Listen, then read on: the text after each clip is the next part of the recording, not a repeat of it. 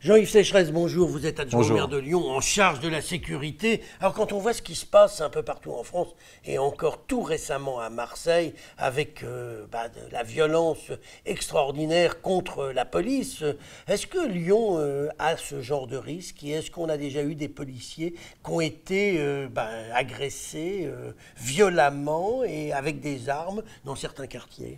Alors, nous ne connaissons pas fort heureusement la situation marseillaise qui perdure d'ailleurs.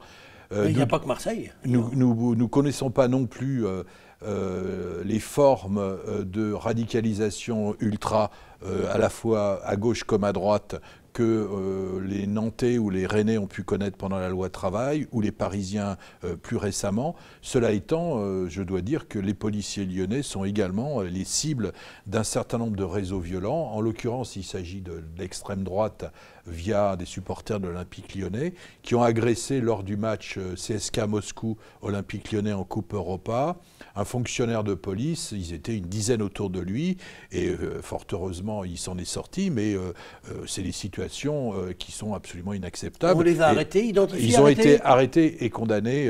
La justice a été prompte, je dois le dire. Oui, travaux d'intérêt généraux. Non, vraiment une condamnation. Il y a eu entre autres une incarcération. Dites-moi, Jean-Yves Sécheresse, au-delà de ce phénomène, on constate que la violence concerne l'ensemble de la société et que lors des manifestations, il y a de plus en plus d'exactions.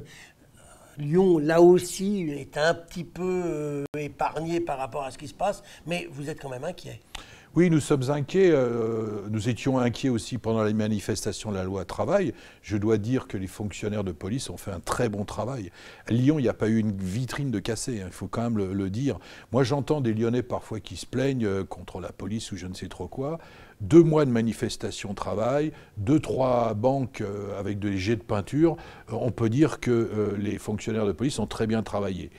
Là aussi, ils sont vigilants, ils sont organisés. C'est vrai que Lyon a été relativement protégé. Vous avez parlé de l'extrême droite tout à l'heure avec les incidents autour d'un match de foot, mais l'ultra-gauche représente aussi un danger et peut-être même un danger plus grand encore. Et à Lyon, on le voit quand même régulièrement.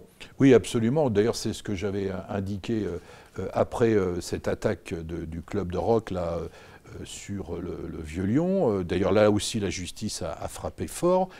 Il ne s'agit pas de transformer certains quartiers en bac à sable entre l'extrême gauche ultra et une extrême droite ultra, le bastion social ou autre, identitaire, qui s'affronteraient dans les rues de nos villes. Il s'agit, et j'ai longuement discuté de cela avec le préfet, de faire en sorte que cesse ce genre d'exaction. Je crois que les choses maintenant sont en bonne voie, puisque un certain nombre des acteurs de ces bagarres de rue eux sont sous contrôle judiciaire et vont passer bientôt au tribunal.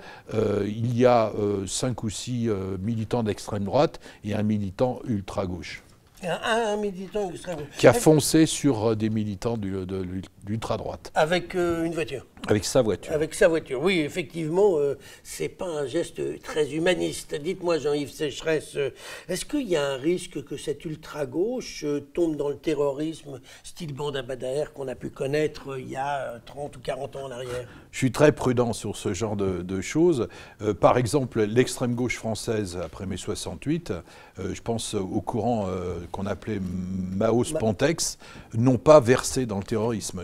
L'exemple, c'est Libération, tous ces courants-là. Ils ont versé dans la bourgeoisie. Non, mais c'est autre chose. Mais n'empêche qu'il n'y a pas eu de phénomène comme à l'italienne ou des phénomènes à l'allemande. Cela étant, on n'est pas protégé de quoi que ce soit. Il faut bien voir, je m'étonne d'ailleurs que les commentateurs n'en fassent pas état, que ce sont des phénomènes qui sont extrêmement anciens.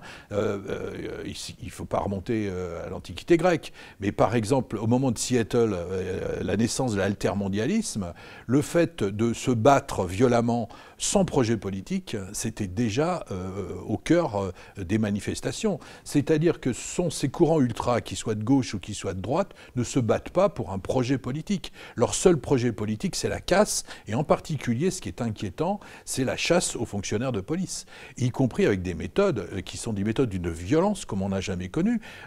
Piéger des fonctionnaires de police avec des cocktails Molotov ou avec des gourdins, c'est inacceptable. Et c'est leur seul projet politique. On le voit, les Black Blocs sont organisés uniquement pour casser. C'est-à-dire qu'on n'est pas du tout dans le paradigme de l'extrême gauche classique. Il y a des projets qu'on peut condamner. Le problème n'est pas là, voire même de la droite un peu lourde.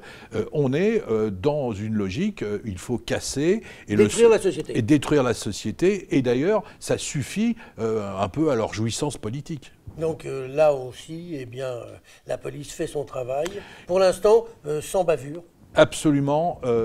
C'est un travail très difficile. Moi, je ne suis pas syndicaliste policier, hein, mais je voudrais dire quand même aux Lyonnais qu'ils travaillent très très bien et qu'il y a quand même des copies carbone, c'est-à-dire que l'ultra-gauche et l'ultra-droite, du point de vue des méthodes, c'est assez similaire et le risque est aussi important dans un cas que dans l'autre. Eh bien, je pense qu'on peut espérer qu'il n'y ait pas de drame dans les mois ou dans l'avenir à Lyon. Jean-Yves Sécheresse, je vous remercie. Merci.